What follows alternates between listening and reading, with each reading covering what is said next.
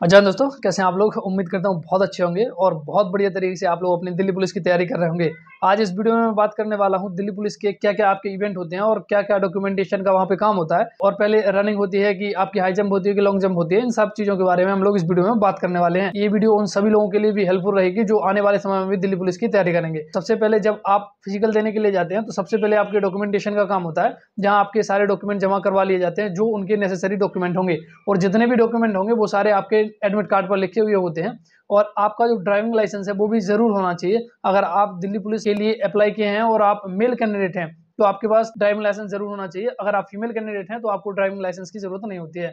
इसमें आपका light motor vehicle वाला भी चल जाता है, लर्निंग वाला आपका ड्राइविंग लाइसेंस नहीं होना चाहिए। अगर आपके पास लाइट मोटर एलएमबी भी है, उस वो भी आपका काम करता है, वो भी वहाँ पे एक्सेप्टेबल होता है। इसके बाद जब आपका डॉक्यूमेंटेशन का काम हो जाता है, फिर वो लोग एक बैच बनाते हैं। जितने भी, चाहे वो 50 का बनाए, 100 का, 200 का, जितने भी बच्चों का बनाए, चाहे 20 का बनाए या फिर 10 का बनाए, तो इस तरीके से आपके बैच बना दिए जाते हैं और एक एक करके आपको ग्राउंड पे ले जाया जाएगा। वहां पे आपकी रनिंग कंप्लीट होगी। 6 मिनट में आपको क्वालिफाई करना होगा। अगर आप क्वालिफाई कर लेते हैं तो आप अंदर हो जाएंगे, और अगर आप क्वालिफाई नहीं कर पाते हैं तो फिर आप बाहर हो जाएंगे। और जब आप बाहर हो जाएंगे तो उसके बाद फिर आपका कोई भी इवेंट नहीं होगा, यानी कि रनिंग के बाद जो अगले प्रोसेस है, अगले इवेंट होते हैं, वो कोई भी आपके इवेंट नहीं होंगे। जो सिलेक्टेड कैंडिडेट हैं उनको एक तरफ बैठा दिया जाएगा, और जो रिजेक्टेड कैंडिडेट हैं या फिर जो डिस्क्वालीफाई कैंडिडेट हैं उनको एक तरफ बैठा दिया जाएगा।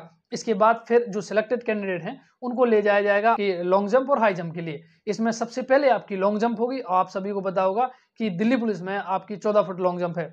तो सबसे पहले ये लोग आपकी लॉन्ग जंप कराएंगे। जैसे ही लॉन्ग जंप खत्म हो जाती है, सारे कैंडिडेट लॉन्ग जंप कंप्लीट कर लेंगे, तो उसमें से भी जो सिलेक्टेड कैंडिडेट होंगे उनको एक तरफ बैठा दिया जाएगा, और जो डिस्क्वालीफाई कैंडिडेट होंगे उनको एक तरफ बैठा दिया जाएगा। क्वालिफाई कर लिए होंगे उनको नेक्स्ट प्रोसेस जो होता है वो फिर आपका हाई जंप का होता है, और उनकी हाई जंप कराई जाएगी। और हाई जंप में वो लोग देखेंगे कि जितने भी सिलेक्टेड कैंडिडेट हैं उन लोगों को फिर अलग बैठा दिया जाएगा, और जो रिजेक्टेड होंगे उनको अलग छांट दिया जाएगा। और एक चीज मैं और आप लोगों के लिए बता दे रहा हूं कि जब आप हाई जंप करते हैं या फिर जंप करते हैं तो उस टाइम पे अगर आपका कोई बॉडी का पार्ट बार में टच हो जाता है फिर भी कोई दिक्कत की बात नहीं है, बस वो बार गिरना नहीं चाहिए। जब तक बार गिरेगा नहीं आपको कोई दिक्कत नहीं है, आप क्वालिफाई माने जाएंगे। लेकिन अगर आपकी बॉडी के कोई हिस्सा टच हो गया और बार गिर गया, उसके बाद तो फिर आप डिस्क्वालीफाई माने जाएंगे। और लॉन्ग जंप और हाई जंप में आपको 3 चांस दिए जाते हैं। 3 चांस में या 3 बार में आपको क्वालिफाई करना होता है, लेकिन रनिंग में आपको केवल एक ही चांस दिया जाता है। फिर जब आपका ये प्रोसेस कंप्लीट हो जाता है, यानी आपकी रनिंग कंप्लीट हो जाती है, आपकी लॉन्ग जंप और आपकी हाई जंप कंप्लीट हो जाती है, उसके बाद फिर जितने भी सिलेक्टेड कैंडिडेट होते हैं उनको अलग,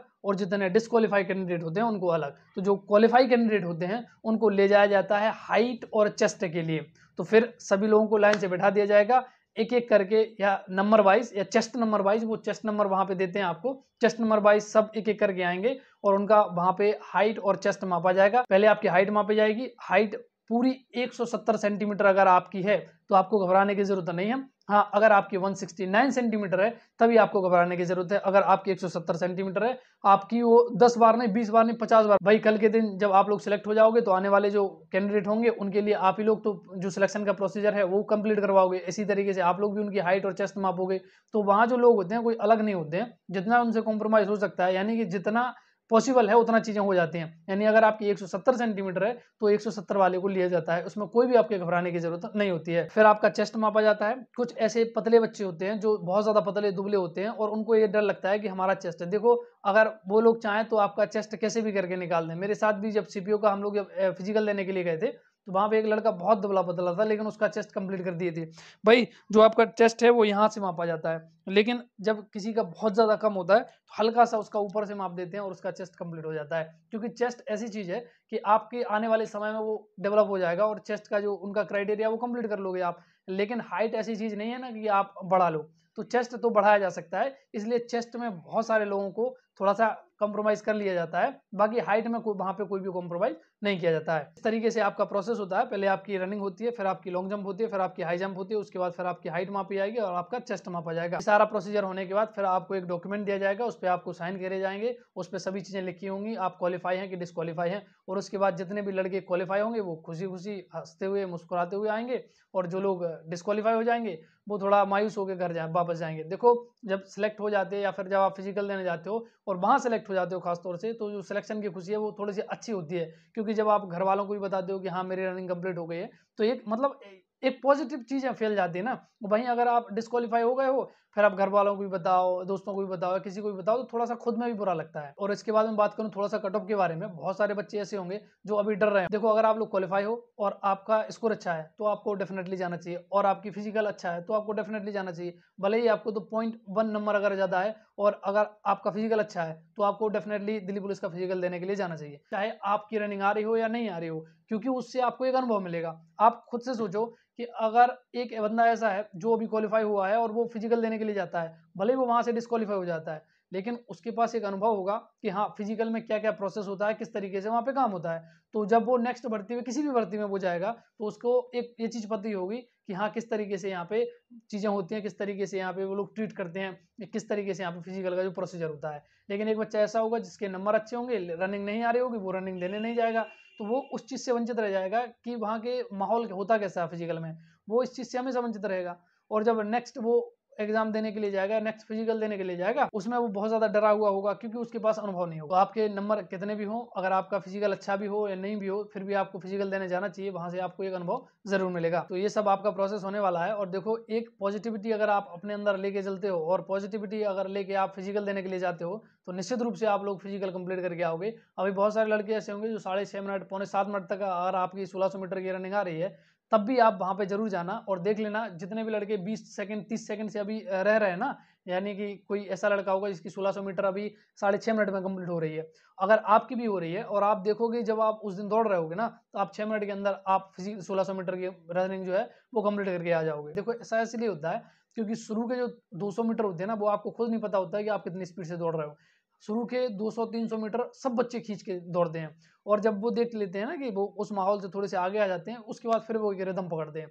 तो शुरू के एक चक्कर, जैसे आप लोग राउंड पे दौड़ रहे हो, तो शुरू का जो एक राउंड है वो आपको खुद पता नहीं चलेगा कब कंप्लीट हो गया है, क्योंकि वो तो सब ऐसे एक दूसरे के आगे पीछे इसी में निकल जाता है एक राउंड। उसके बाद फिर थोड़ी सी सांस फूलनी शुरू हो जाती है, और जब तक 3 चक्कर तक आता है आदमी, उसकी सांस फूलती है। अब उसको लगता है कि 3 चक्कर तो कंप्लीट हो ही गए हैं, अब एक और एक और एक और, बस लास्ट रह गया, बस लास्ट है, बस लास्ट है। तो थोड़ा थोड़ा वो खींचता है, तो उसकी जितनी जो टाइमिंग ग्राउंड पे आ रही होती है, यानी कि ग्राउंड पे अगर उसकी 6 मिनट 25 सेकंड आ रही है ना, तो लेकिन वहां पे जब वो फिजिकल देने के लिए जाएगा तो 5 मिनट 55 सेकंड या 6 मिनट के अंदर अंदर वो निश्चित रूप से आ जाएगा। बढ़िया तरीके से जाइए और एक पॉजिटिविटी अपने अंदर के लेके जाइए कि हाँ, मेरा सिलेक्शन हो जाएगा। भले ही ग्राउंड पे आपका 5-10 सेकंड ज्यादा लग रहा है, आपको घबराने की जरूरत नहीं है। वहां पे ये 5-10 सेकंड तो आप वैसे भी कवर कर लोगे, इसमें कोई दिक्कत वाली बात नहीं है। हाँ, जिन बच्चों का भी 13 तारीख को है, तो आपको अब रनिंग करने की जरूरत नहीं है, बढ़िया तरीके से केवल स्ट्रेचिंग करो, और अगर आपके पैरों वैरों में दर्द हो रहा है तो बर्फ से सिकाई करो। जिन बच्चों का आगे भी आपका फिजिकल है, तो आप फिजिकल से 2-3 दिन पहले रनिंग बिल्कुल बंद कर दें, हल्की सी आप रनिंग करो,